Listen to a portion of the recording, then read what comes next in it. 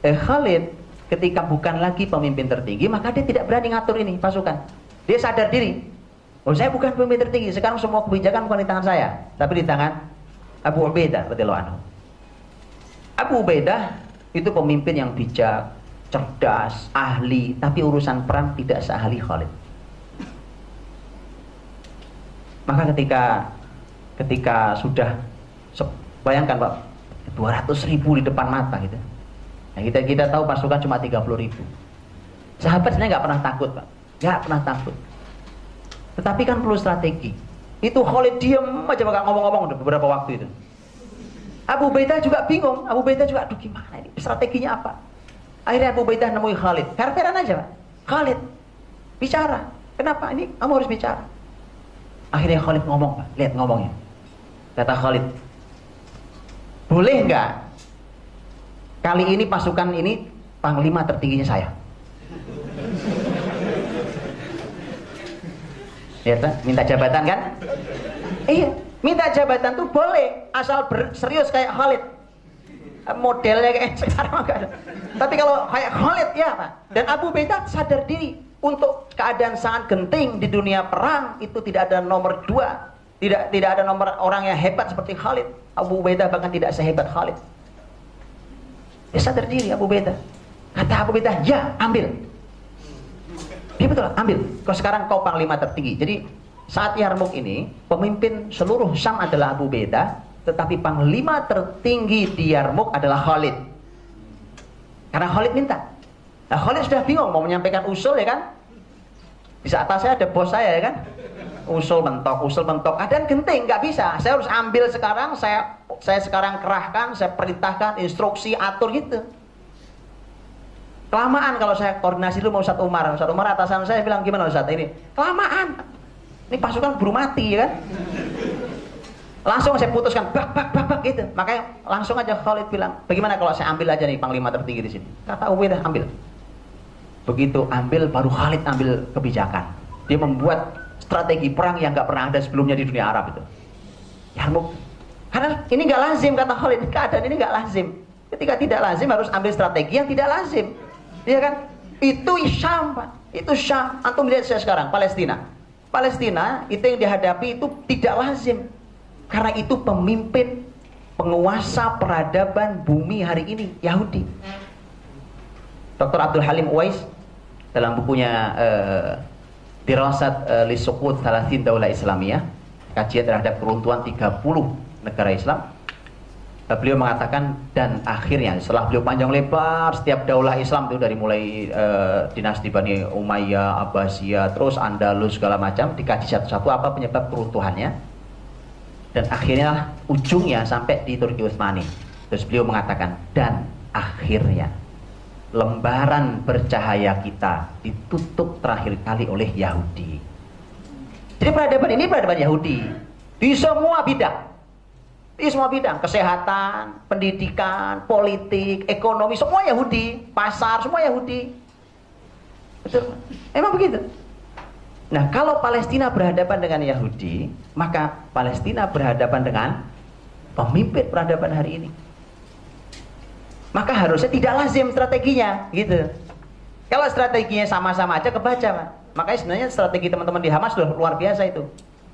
Mereka tidak pernah belajar militer dari Amerika, mereka tidak pernah belajar militer dari Rusia. Kalau belajarnya itu mainstream yang biasa dan itu gampang dibacanya.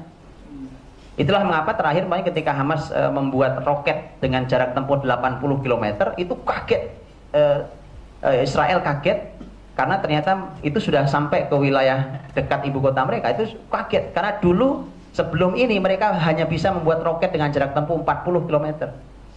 Itu kecepatan nambah 2 kali lipat tuh dari mana mereka belajar? Itu memang harus gitu. Jadi kalau antum belajar masih dari ilmu Yahudi, itu mah gampang dibacanya, ya kan? Ente beli pesawat dari Yahudi, itu disadap mereka selesai, betul kan? Betul. Ente belajar dengan konsep pendidikan Yahudi, nggak akan pernah hebat dibanding Yahudi. Betul. Jadi kalau semangat Yahudi, hancurkan Yahudi, boikot Yahudi, tapi ilmunya ilmu Yahudi, ya kan? Pasar-pasar Yahudi, berekonomi ala Yahudi, nggak akan pernah menang, Pak. Kayak Khalid, dia membuat strategi yang tidak lazim karena yang dihadapi tidak lazim. pemimpin peradaban saat itu, Romawi. Dan jumlah tidak lazim, 200.000 loh Pak, beradab 30.000 gimana ceritanya? Dan ini nggak lazim. Maka Khalid buat strategi yang tidak lazim. Gitu. Jadi harus ada yang begitu tuh. Berani keluar dari mainstream. Tapi resikonya aneh tuh Pak. Antum akan diomelin orang ya kan? Ya orang akan bilang, ini orang aneh Pak, ya kan? Ini orang lagi berkhayal kali Pak ya, gitu. Iya.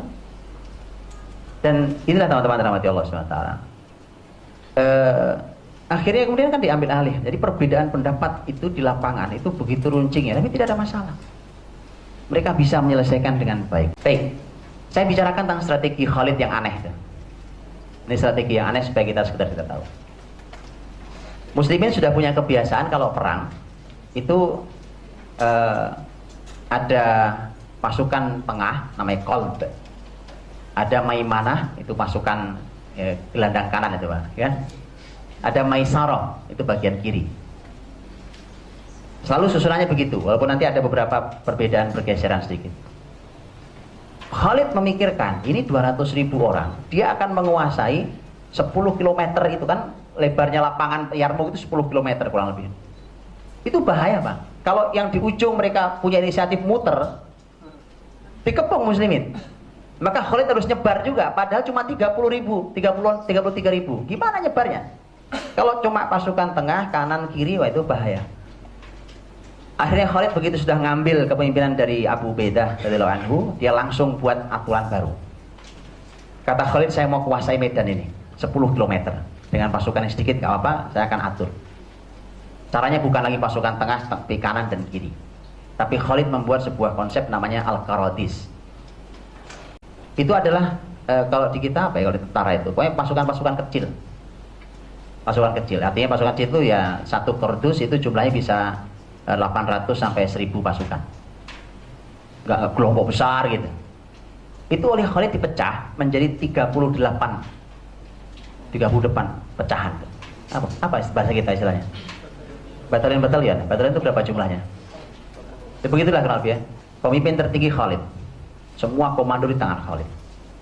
Kemudian di bawah Khalid itu adalah pemimpin-pemimpin utama tempat Khalid diskusi. Ada Abu Ubaidah bin Jarrah, Syurahbil bin Hasanah, ada Amr bin As. Jadi pemimpin ini tidak perang. Posisi mereka adalah mendiskusikan. Tetap dibagi, ada tengah, ada pinggir, tapi kemudian dibagi-bagi 38 untuk menguasai medan itu. Dan masing-masing ada pemimpin-pemimpinnya. Termasuk Mu'adz bin Jabal, salah satu pemimpin besarnya. Nanti Khalid juga mulai mengatur strategi. Ini bedanya strategi orang kafir sama Khalid. Masing-masing khawatir jangan-jangan kabur pasukannya. Itu bahaya sekali. Ini antum berapa jumlahnya nih ngaji ya kan? Kalau pokoknya 100 orang ya, tiba-tiba 50 orang absen, itu semangat jatuh. Bagaimana dengan perang? Ada orang 100 saja kabur bubar semua ya kan? Itu bahaya. Lah, kalau di pasukan Romawi itu datang perintah langsung dari Heraklius. Heraklius posisi jauh Pak, jauh. Dia ngungsi jauh di wilayah Antokia, tidak jauh. Dia perintahkan agar setiap 10 pasukan Romawi diikat pakai rantai, supaya nggak lari. Dan dia diletakkan di sebuah tempat namanya, di tempat itu adanya di dekat Sungai Yarmouk, karena yang membelah ini hanya sungai, gitu ya. Di sebelah barat Sungai Yarmouk itu. Jadi wilayah itu kayak apa ya? Kalau ini kayak botol Pak, apa pasnya? Jadi wilayahnya luas, cukup untuk menampung sekian banyak orang. Tetapi kalau mau lari dia sempit jalan larinya, ngerti ya? Itu strateginya Heraklius tuh. Gitu strateginya. Kalau muslimin tidak, Khalid nggak ada muslimin lari, tapi ada saja namanya khawatir juga kan? Karena apalagi beberapa yang dikirimkan untuk membantu muslimin adalah mereka-mereka yang pernah murtad. Nah ini juga secara iman masih lemah. Sangat mungkin kabur. Dan sehingga ketika 38 Qaradis tadi itu dibuat oleh Khalid, maka Khalid kemudian membuat strategi yang unik. Muslimin itu kan tahu pemimpin tertinggi mereka Abu Ubaidah bin Al-Jarrah ya. Kemudian mereka juga sangat hormat pada Abu Ubaidah bin Al-Jarrah.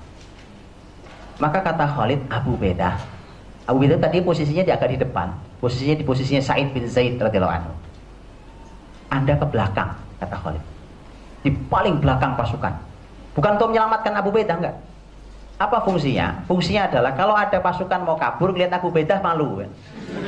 Ini itu bagus, Tad. Jadi supaya nggak absen kalau ngaji nih, antum nongkrong di sana, duduk aja, pulang ya. Itulah. Itu Tad. Ini kalau gampang kabur dari ngaji gimana mau jihad ya kan? Kabur ngaji kabur mulai kan? Absen pulang. Itu cerdas solid. Nggak, jangan diikat pakai rantai, ya kan? Diikat pakai rantai itu orang kafir. Nah itu yang menarik nih. Ini konsep dalam Islam. Kita tuh hari ini suka mengikat orang itu dengan aturan fisikly dan kaku. Betul. CCTV boleh, tapi ini kaku dan fisikly. Kenapa? Muslimin punya ikatan hati. Harusnya controlling itu fisik juga, tetapi juga ada kontrol di hati itu. Nah, taruh Abu Ubaidah di sana. Itu tokoh yang dihormati, duduk aja di belakang. Nggak ada yang kabur. Ya. Khalid, masya Allah, Khalid cerdas banget. Beliau pasang orang-orang tertentu. Ini kan aturan pasukan. Bahkan nanti di tengah perang itu Khalid mengatakan, Khalid itu punya spesialis kuda. Beliau itu spesialisasinya kavaleri. Jadi ahli berkuda. Makanya nanti salah satu yang ikut di medan pertempuran Yarmuk, masya Allah, radhiyallahu anhu adalah Abu Sufyan. Abu Sufyan masuk Islam terlambat, tapi beliau orang tua, senior yang punya pengalaman panjang dan tahu siapa Khalid. Abu Sufyan bukan pemimpin sama sekali. Yang pemimpin itu malah anaknya Yazid. Anaknya Yazid bin Abi Sufyan. Malah anaknya jadi pemimpin besar, yang ini malah pasukan pertama yang dikirim oleh Abu Bakar dari Madinah itu ya, pasukannya Yazid bin Abi Sufyan. Tapi Abu Sufyannya sang bapak nggak memimpin, tidak memimpin. Ya resiko Pak, udah tua masuk Islam terlambat ya kan. Ya nama begitu. Makanya yang tua-tua yang terlambat tahu dirilah. Betul, ini anjuran Pak. Ini main tua itu nggak main. Di peradaban Islam urusan tua itu udah gak main Pak. Urusan tua ya kan, terus duduk ya hanya modal karismatik ya kan, duduk gak main sudah. Yang ada adalah siapa yang paling ahli, siapa yang paling soleh yang menurut ukuran kita sebagai manusia. Itu yang duduk di situ, semuda apapun dia usianya. Gitu. Kita ini masih milih siapa yang berusia ya kan.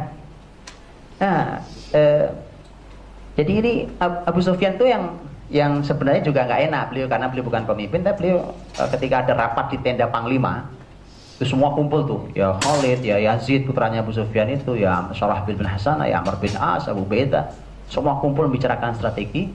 Abu Sufyan lewat di luar tenda, dia dengar ini kayak Panglima lagi rapat ya. Dia minta izin masuk, boleh masuk nggak? Boleh, silakan masuk. Begitu masuk dia bilang, boleh nggak saya usul? Ya maklum kan, ya orang nggak enak Pak ya kan. Orang senior, tua, pemimpin besar Quraisy tiba-tiba gak mimpin sama sekali, itu paling gak enak. Betul, itu kalau bukan orang beriman tuh jatuh mentalnya, mungkin masuk rumah sakit jiwa. Nah, Abu Sufyan usul saya begini, karena sebenarnya pasukan sempat dipindahkan Pak, karena posisi waktu itu muslimin ada di sebuah tempat, dia diminta digeser oleh Abu Sufyan, karena menurut Abu Sufyan ini pasukan Anda salah naruh tempat segala macam. Itu Abu Sufyan strategi orang cerdas. Dan seterusnya sampai dia mengusulkan, saya satu lagi kalau boleh usul, Khalid tempatkan di posisi panglima untuk seluruh pasukan berkuda. Karena Abu Sufyan tahu siapa Khalid, itu ahli berkuda. Waktu menaklukkan Nabi di Uhud kan juga pakai pasukan berkuda ya, dia pemimpin pasukan berkuda. Nah, Khalid pemimpin pasukan berkuda, 2000 pasukan berkuda, dia pimpin langsung. Di tengah peperangan Khalid punya ide, kata Khalid, saya pecah deh separuh. Saya ambil 1000, yang 1000 dipimpin oleh yang lain, itu diistirahatkan di belakang. Strategi dia bermain luar biasa Pak. Di tengah pertempuran terus berkembang. Kenapa Khalid? Kata Khalid, saya khawatir nih sebanyak ini jangan muslimin lelah. Begitu lelah, yang ini mundur, pasukan maju dengan tenaga baru. Jangan semua dimajukan. Begitu Pak, itu strategi ya, semua nongol ya kan. Gak usah semua nongol. Ya. Ada orang-orang yang harus beristirahat di belakang tuh. Ya, karena ada waktu. Lihat strategi musuh sebesar itu, ya, tenaga kita juga terbatas ya kan. Nah, tapi Khalid waktu mau mulai perang Yarmuk itu beliau sebenarnya juga nggak enak ya, karena beliau juga bukan pemimpin tertinggi. Maka pinter dia temui Abu Ubaidah. Kan Ubaidah pemimpin tertingginya aslinya. Abu Ubaidah, tolong Anda berkeliling dan temui semua panglima yang dari 38 Qarotis itu, sampaikan bahwa harus taat pada perintah Khalid. Iya, nanti kalau Khalid teriak-teriak, orang bilang, siapa ente ya kan? Kapan ditunjuk ente? Gitu. Padahal itu memang belum diumumkan, Pak. Makanya ini juga harus begitu, harus diperjelas siapa pemimpin, siapa yang dipimpin. Ya. Makanya langsung Abu Ubaidah berkeliling. Taati apapun yang disampaikan Khalid, taati semua itu. Dan subhanallah, kalimat indah sekali ini, ukhuwah juga luar biasa untuk negeri Syam, ya kan? Mu'adz bin Jabal kan salah satu pemimpin ya. Tadi salah satu pemimpin di pemimpin besar di situ. Begitu dilewati Abu Ubaidah mengatakan bahwa taati Khalid apapun perintahnya. Maka Mu'adz bin Jabal menyampaikan ke semua yang dipimpinnya, taati Khalid. Taati Khalid apapun yang diperintahkannya. Kalian akan mentaati orang yang berkah urusannya, orang yang baik. Dipuji habis Khalid. Begitu dipuji habis, ini laporan datang ke Khalid. Khalid, dipuji habis kamu sama Mu'adz. Ya kan? Kata Khalid mengatakan, Allah merahmati Mu'adz. Dia lebih dulu masuk Islam daripada saya. Dia lebih mulia daripada saya. Disampaikan lagi ke Mu'adz. Ukhuwah Pak, ya kan? Subhanallah, ya kan? Kalau baik tolong disampaikan. Jangan kalau jelek aja dapat beritanya kita, ya kan? Kalau baik tolong disampaikan, Pak. Sampaikan. Mu'adz menyampaikan lagi. Menyampaikan memuji. Subhanallah, penting, Pak.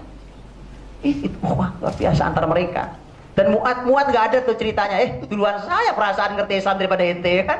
Kenapa ente mimpin saya? Gak ada ceritanya gitu, Pak. Ada ceritanya itu. Dan Khalid itu membagi pasukan sangat lengkap karena Khalid mengatakan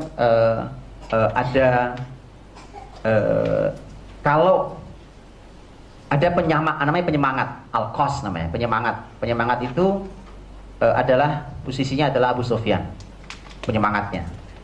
Ada yang tugasnya membacakan ayat, karena surat Al-Anfal itu ayatnya para mujahid, itu tugasnya bacain ayat.